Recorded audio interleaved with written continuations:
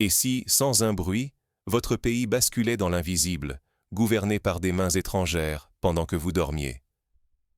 Imaginez-vous ouvrir les yeux, un matin, persuadé que tout est à sa place, alors qu'en réalité, dans l'ombre, tout a changé. Ce scénario, digne d'un roman d'espionnage, n'est pas une fiction. Il a bien failli devenir réalité au Burkina Faso, dans la nuit du 3 janvier 2026. Cette nuit-là, le pays a frôlé le précipice. Un coup d'État, orchestré avec une précision scientifique, s'est joué dans les coulisses du pouvoir. Aucun tir, aucun cri, aucune panique dans les rues de Ouagadougou. L'opération s'est déroulée comme une partie d'échecs, où chaque pièce avançait en silence. Les conspirateurs misaient sur la rapidité et l'invisibilité.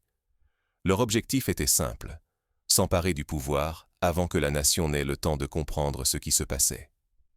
Pour saisir la portée de cette nuit, il faut imaginer, par exemple, le matin du 12 septembre 1973 au Chili, lorsque le gouvernement d'Allende a basculé dans la violence. Là-bas, des tirs, des bombardements, des rues en feu. Au Burkina Faso, rien de tout cela. Ici, le plan était justement d'éviter tout chaos, pour que la transition soit indolore, propre, et que le peuple se réveille sous un nouveau régime sans même avoir entendu le moindre bruit. Mais ce qui distingue cette tentative d'un passé rempli de coups d'État sanglants sur le continent africain, c'est la riposte de l'État burkinabé. Au lieu de s'enfermer dans le silence ou de nier les faits, le gouvernement a choisi une transparence inédite. Pour la première fois dans l'histoire récente du pays, toutes les preuves, enregistrements, communications interceptées, chronologies détaillées, ont été dévoilées publiquement.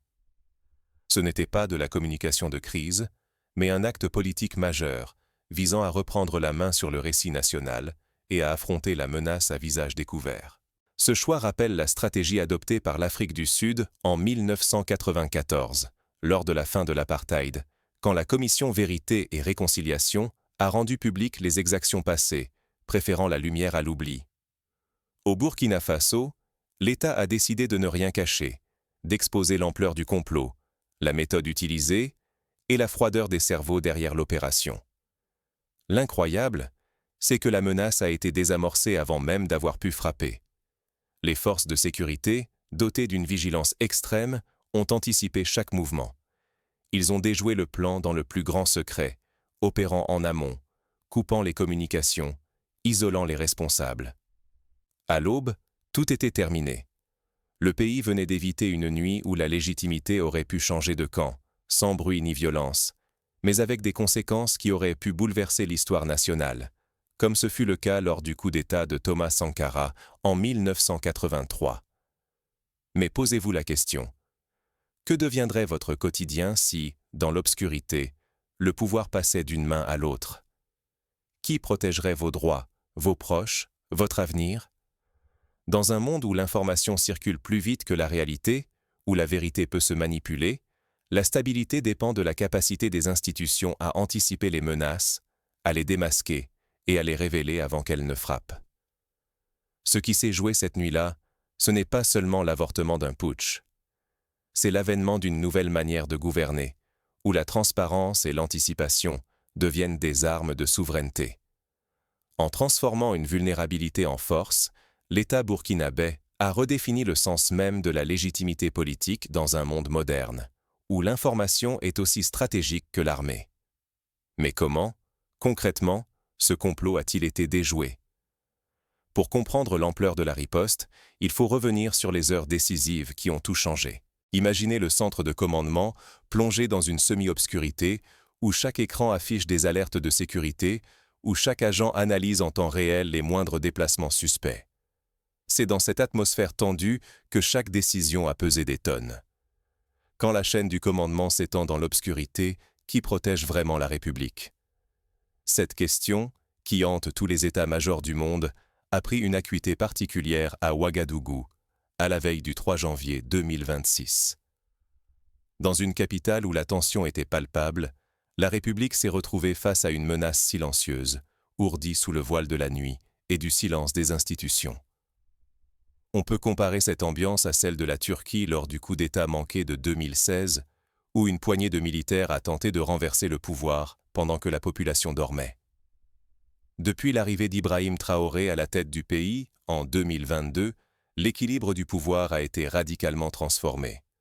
Les privilèges jusque-là inébranlables ont été réduits, l'influence étrangère, omniprésente depuis des décennies, a été repoussée progressivement.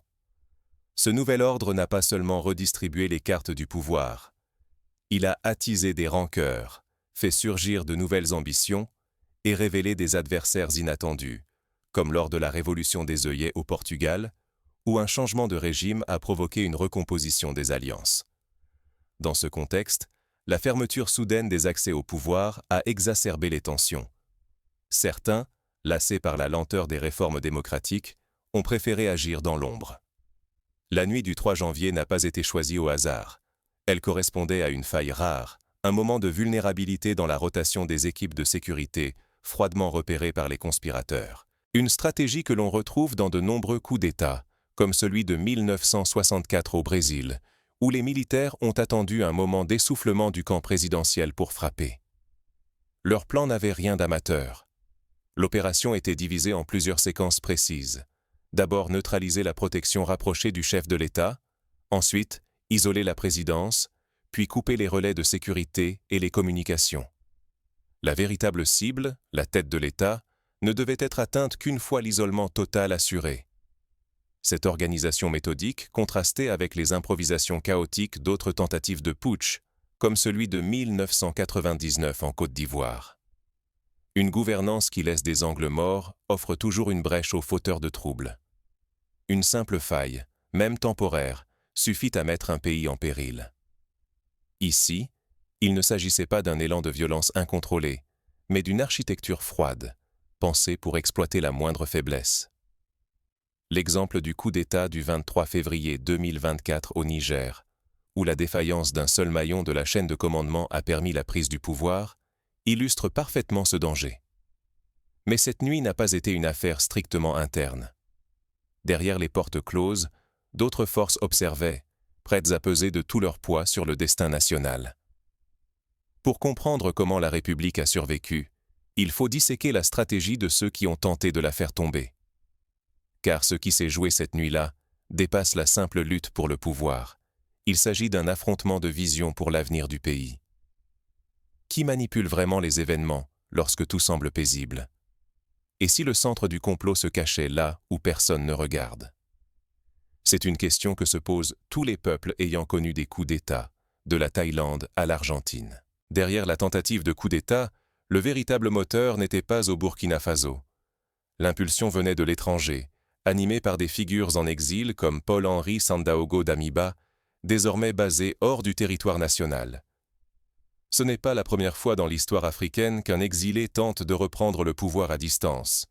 On pense à Jean Bédel Bokassa, exilé en France avant de tenter son retour en Centrafrique. Ce soulèvement n'était pas l'œuvre d'individus isolés, mais d'un réseau éclaté, uni par la confiance et protégé par des communications secrètes. Les instigateurs, soutenus par des partenaires extérieurs, avaient tout préparé pour frapper vite, avant que l'alerte ne sonne. On retrouve ce schéma dans de nombreuses tentatives de déstabilisation à travers le monde, comme lors de l'ingérence russe dans les élections américaines de 2016, où la coordination et la discrétion étaient les maîtres mots. La grande nouveauté de ce complot, son pilotage à distance. Plus besoin d'être physiquement présent pour imposer sa volonté.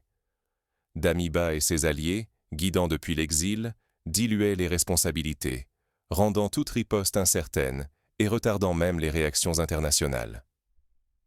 Cette stratégie de délocalisation du pouvoir rappelle les méthodes de certains groupes mafieux italiens, qui pilotent leurs opérations depuis l'étranger pour échapper à la justice locale. Dans ce jeu de pouvoir renouvelé, la force ne réside plus dans la présence physique sur le terrain, mais dans la maîtrise des réseaux et la capacité à rester invisible. L'enjeu n'est plus seulement militaire, il devient structurel et informationnel. L'autorité se déplace, se digitalise, et la responsabilité se dissout dans le flot des messages cryptés, comme on l'a vu lors du printemps arabe, où les réseaux sociaux ont servi de relais à des révolutions pilotées à distance.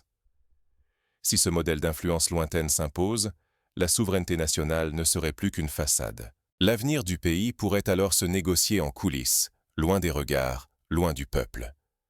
C'est le risque qu'ont connu de nombreux États africains au cours des décennies passées, lorsque les décisions se prenaient à Paris, Londres ou Washington, loin des réalités locales. Mais au cœur de ce tissu d'alliances et de stratégies anonymes, un autre facteur, plus discret et tout aussi décisif, s'apprête à faire basculer le destin du complot. Ce facteur, c'est le choix d'une transparence radicale, une décision prise au sommet de l'État, qui va surprendre autant les conspirateurs que l'opinion publique. Quand l'argent s'invite dans le jeu, les frontières perdent toute valeur. Derrière la tentative du 3 janvier, ce n'était pas une croisade idéologique, mais bien un engrenage huilé par la finance, conçu pour préserver des intérêts menacés.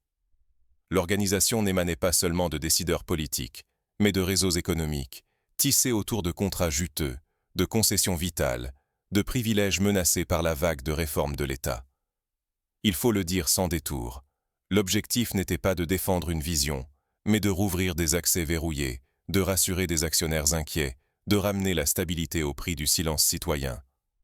Les cerveaux du complot étaient mus par l'urgence de restaurer leur flux de capitaux et leur liberté d'action. Dès lors que des fortunes, des marchés ou des rentes sont mises en danger, la résistance s'organise, se radicalise et transcende toutes les appartenances. Ce fut le cas lors de la crise économique grecque, où des intérêts privés ont tenté de prendre la main sur la politique nationale. Ce mécanisme s'active à chaque fois que la peur de perdre des avantages l'emporte sur toute autre considération. Ce n'est pas un hasard si les grandes manœuvres ont démarré dès que certains ont senti le sol se dérober sous leurs pieds. Chaque signature de réforme envoyait une onde de choc dans les circuits financiers. En un clin d'œil, des fonds ont traversé les frontières, des promesses ont circulé, des relais ont été activés, bien au-delà du territoire national. Dans leur plan, il ne s'agissait pas seulement de reprendre les rênes du pays, mais avant tout, d'assurer la mainmise sur les leviers économiques et administratifs. Les premières heures prévoyaient la réouverture des flux financiers, l'installation d'équipes sûres pour rassurer les bailleurs, et un retour méthodique à l'ordre ancien, sans consulter le peuple, ni débattre à visage découvert. La démocratie aurait été reléguée au rang d'accessoire, sacrifiée sur l'autel de l'urgence financière. On retrouve ce schéma dans l'histoire récente de Madagascar, où le retour à l'ordre ancien s'est souvent fait sans consultation citoyenne. Le risque est immense. Laisser des intérêts privés guider l'État, c'est exposer la nation à la confiscation de la souveraineté, à la perte du contrôle citoyen et à une dépendance accrue envers des puissances extérieures. Ce complot révèle une vérité brutale. L'argent circule plus vite que la vérité et tente d'acheter l'avenir lorsque le présent menace ses privilèges. Cette leçon a été vécue par des pays comme l'Argentine lors de la crise des années 2000, où la finance a pris le pas sur la politique. Mais cette fois, l'État n'a pas cédé à la panique. Une stratégie audacieuse va bientôt renverser la donne et transformer la menace en opportunité politique. Cette stratégie, c'est celle de la transparence, arme redoutable contre l'obscurité. Et si la véritable force d'un État se révélait précisément dans ce qu'il choisit de taire, puis d'exposer au grand jour? Le soir du 3 janvier 2026, aucun projecteur n'a capté l'instant où tout a basculé. Les services de renseignement ont frappé en amont, démantelant le coup d'État dans un silence total. Pas un coup de feu, pas d'arrestation spectaculaire. La sécurité a anticipé, coupé les communications, neutralisé la menace avant même qu'elle ne prenne corps. Le complot s'est dissous dans l'ombre, bien avant l'aube. Pourtant, c'est la suite qui a bouleversé les règles. Plutôt que d'étouffer l'affaire, l'État a ouvert ses archives et livré par étapes les preuves du complot. Enregistrement, chronologie, schéma précis. Cette transparence calculée a permis de reprendre la main sur le récit. Ce n'était pas un geste anodin. Il s'agissait de prouver, document à l'appui, que la menace était bien réelle, mais surtout sous contrôle. Cette démarche rappelle la politique de communication adoptée par la Finlande pendant la guerre froide, où la diffusion d'informations précises visait à rassurer la population face à la menace soviétique. En exposant la vérité, l'État a consolidé sa légitimité. Le cérémonial militaire qui a suivi n'était pas seulement une démonstration de force. Il a réuni la population autour d'un pouvoir restauré, tout en évitant l'excès ou la répression aveugle. Cette sobriété assumée a marqué un tournant. Désormais, prévenir, exposer, puis affirmer, sans céder à la panique ni à la tentation du secret. On retrouve cette approche dans certaines démocraties scandinaves, où la gestion des crises repose sur la transparence et l'implication citoyenne. Mais cette stratégie n'est pas sans péril. Cacher ou manipuler l'information, c'est risquer d'alimenter la suspicion, la rumeur, l'instabilité. L'État a choisi l'inverse, décortiquer le complot, étape par étape, pour transformer sa propre vulnérabilité en force, rendant vaine toute tentative de récupération, qu'elle vienne de l'intérieur ou de l'extérieur. Ce choix rejoint la doctrine du « Sunlight is the best disinfectant ». La lumière du soleil est le meilleur désinfectant, cher à la démocratie américaine. La leçon est là. À l'ère des crises imbriquées, la souveraineté se joue autant dans la maîtrise de l'information que sur le terrain. L'autorité moderne, c'est l'art d'anticiper, de nommer le danger, puis de s'en relever publiquement, sans fracas ni secret. On peut citer ici l'exemple du Japon après Fukushima, où la transparence sur les risques a permis d'éviter un effondrement complet de la confiance publique. Au fond, que faut-il retenir de ce renversement silencieux mais décisif? Cette victoire soulève de nouvelles questions. La transparence est-elle toujours possible, ou n'est-elle qu'un pari dangereux? L'équilibre entre ouverture et sécurité reste fragile, prêt à basculer à la moindre faille. Dans le silence tendu des nuits décisives, qui tient la plume de l'histoire? Au Burkina Faso, la nuit du 3 janvier 2026 n'a pas offert au hasard le sort du pouvoir. Ce fut le résultat d'une vigilance extrême, d'une anticipation méthodique et d'un choix audacieux, exposer chaque étape du complot au grand jour. Plutôt que de reculer derrière le silence, l'État a dévoilé la vérité, transformant une faiblesse présumée en force politique. Ce basculement n'était pas anodin. Là où la peur et la force imposaient jadis leurs lois, la clarté des faits a redéfini la protection de la souveraineté. Rendre publiques les preuves a retourné les perceptions. Désormais, la stabilité rime avec réactivité, anticipation et responsabilité collective. C'est un bouleversement comparable à celui de la Révolution tranquille au Québec, où la transparence et la réforme ont permis de redéfinir l'identité nationale. Mais cette victoire demeure fragile. Si la société néglige la transparence, si elle relâche son soutien aux institutions, elle s'expose à voir renaître les mêmes menaces, toujours plus habiles et invisibles. Dans l'ombre, les ambitions patientes, jamais endormies. Seule la lucidité citoyenne et l'engagement envers l'intérêt commun permettront de déjouer les manipulations et de préserver l'identité nationale. L'avenir se joue ici. Valoriser les institutions qui affrontent le réel, refuser l'oubli et faire de la participation citoyenne une muraille contre l'invisible. Le 3 janvier raconte l'histoire d'un État qui a rompu avec les chaînes du passé et refusé d'être otage du secret. La nuit appartient à ceux qui veillent, mais l'aube appartient à ceux qui choisissent de voir la vérité. Pour conclure, que pouvons-nous retenir comme leçon pratique? D'abord, la vigilance citoyenne doit être encouragée. Chaque citoyen, par son engagement, est un rempart contre la manipulation des faits. Ensuite, les institutions doivent renforcer leurs dispositifs de sécurité et de contrôle en s'inspirant de modèles éprouvés comme la Suisse, où la démocratie directe et la transparence institutionnelle protègent la souveraineté collective. Il est aussi essentiel de créer des mécanismes de veille indépendantes, composés de membres de la société civile, pour surveiller les signes avant-coureurs d'instabilité. L'éducation à l'information, dès le plus jeune âge, doit devenir une priorité nationale, pour que chacun apprenne à décoder les stratégies de manipulation et à reconnaître les signaux faibles de crise. Enfin, la communauté internationale a son rôle à jouer. Plutôt que d'imposer des solutions extérieures, il s'agit d'accompagner les États dans la construction de systèmes robustes, capables de résister aux ingérences et de préserver la souveraineté populaire. L'exemple du Burkina Faso peut servir de modèle à d'autres nations confrontées à la tentation du secret ou à la menace de l'instabilité. En somme, la nuit du 3 janvier 2026 n'est pas seulement l'histoire d'un coup d'État déjoué. c'est le récit d'une démocratie qui choisit de ne plus avoir peur de la lumière. Un appel à la vigilance, au courage et à la confiance dans la force du collectif.